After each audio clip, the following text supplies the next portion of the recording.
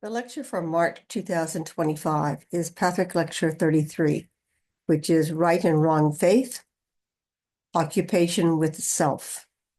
And I put occupation with self first as week one because it's a good way to open the topic of how do you know right from wrong?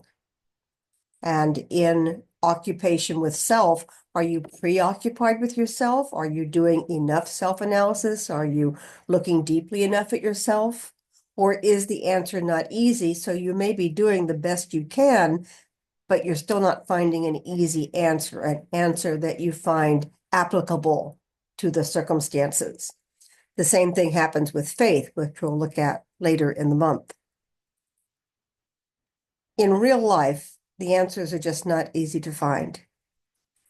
In Patrick in particular, what the concept that it brought to me is that of resistance, which I had never looked at. I'd never really had a feel for that I would be resistant to the truth. I could not imagine that I would be resistant to what was reasonable, true, and for the highest good of all, for the best for everybody. And Patrick taught me that, yes, I am resistant to that there are all sorts of false ideas, false beliefs floating around in me. And it is difficult for me sometimes to give away something that I'm holding on to as dear. So if I hold a belief as important, it is difficult for me to open up and hear other points of view. I have justifications and reasons for not wanting to listen to other points of view, and they're obviously wrong. But that's what looking at resistance is very, very difficult. It's also very difficult to look at it by yourself. And this is where the guide over and over again says that you can't do this work alone. I certainly would never have been able to do this work alone. Now, a lot of times, because the guide is speaking to a community of people that has a hierarchy, they have teachers and helpers and leaders, and they have different classes and modalities and so forth. Very often the guide says, and do your work with this, do your work with that, do your work in your classes, do sessions with your helper. But more importantly, the idea is to do work with feedback from other people. And that's what exposed me over the years to my own resistance. Just being open to feedback from others without them trying to tell me what to do. So in real life, if I had a discussion, people would advise and want to tell me what to do, and I would resist it. And that was my way of being. I had to become certain of what I believed and what I wanted because I felt that people were trying to control me and superimpose their values on me, etc. It was a very novel thing for me to be in a community of people that weren't particularly interested in the real life decisions that I made and were more interested in hearing me discuss how I looked at the situation, how I saw it, how I understand the different factors. I'd never felt so free before. Now, not everybody was that generous, but enough people were that generous so that I, over time, became accustomed to unpacking things and looking at them and exploring them from different angles. And when I came across someone who had an agenda or an opinion and wanted to push for me to support that opinion, I learned more gentle ways of saying no, gentler ways of keeping myself separate, listening but not submitting, listening but not trying to overwhelm or win the argument, but just listening. So with right and wrong faith and occupation with self, what I found important in this lecture is to learn to do the work of self-analysis.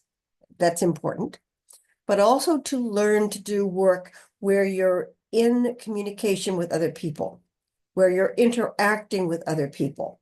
Now, you may not be able to do that at first.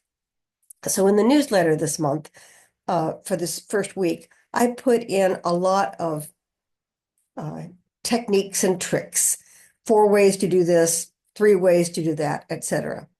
And one of the ways that was taught to me, it was a memory trick for me to clear my head and start over. And it was presented to me as a Native American harmony. Later, I learned it was a Buddhist practice. But it was 4 steps. And the first one was show up. Now, that sounds easy, but it's not sometimes. There are times where I just felt wounded or not completely there. I didn't want to show up. I knew I would make mistakes. I knew I couldn't mask my feelings. I just didn't want to show up. But showing up starts the process. And I learned to be able to show up even if I wasn't at my best. Later, I also learned how to say no and not show up, which was also important for me to learn. But it's a back and forth, and that's what this lecture is about for me. It's a back and forth. Sometimes it's right to show up, and sometimes it's wrong to show up because it violates what your needs are in the moment. So number 1 was show up. The second was pay attention. Sounds easy, but sometimes we're in the room, but we're really not listening. And there's another half to that, and that is to what has heart and meaning. So it's a matter of discerning what to listen to. You don't have to listen to everything, take everything in. You can filter based upon what has meaning and what has heart. The third one was tell the truth. First part. Second part was without judgment or blame. I had to practice that in 2 parts. First, tell the truth, which came out badly sometimes, but it was still important. And then later I got better at telling the truth without judgment and blame. And the last one was to stay open to the outcome rather than attached to it.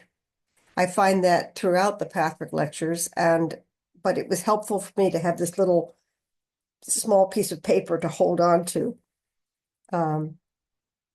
be able to revert back to that and say, where am I in this process? So there were days where all I could do was show up. There were days I could get down to tell the truth, but I couldn't accept the outcome. I couldn't be at peace with what the outcome was. My agenda was too important to me. But I found that as I practiced being present, being honest, not being afraid of being vulnerable, and not attached to an agenda, the more I practiced that, the more relaxed I was with it. And the truth is, I'm not that way all the time, but I'm that way enough of the time so that I personally notice when I'm not. And it's like a little bookmark that, Jan, you need to work on something. But I don't have to shut up because I'm not perfectly clear in the moment. I can still participate even when I'm not at my best. But it's a good thing when I'm not at my best to maybe go home or stop talking or spend some time listening to others. So back to right and wrong faith, occupation with self. Self-analysis is very important in this work because that's the only person you can really clear, the only person you can really understand fully, the only person you have control over where you can adjust things is you. Trying to control other people or tell them what to do or second guess how they feel or what their agenda should be or how they should live is a lot of effort. Self-analysis may seem like a lot of effort, but it's not nearly as much as trying to control somebody else.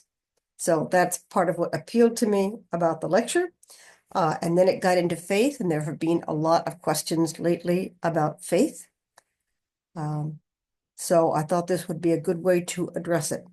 Also, there's a lot in this lecture on duality, which is part of the right-wrong dichotomy. So thanks for listening. I hope you read the lecture, Pathwork Lecture 33. Thanks.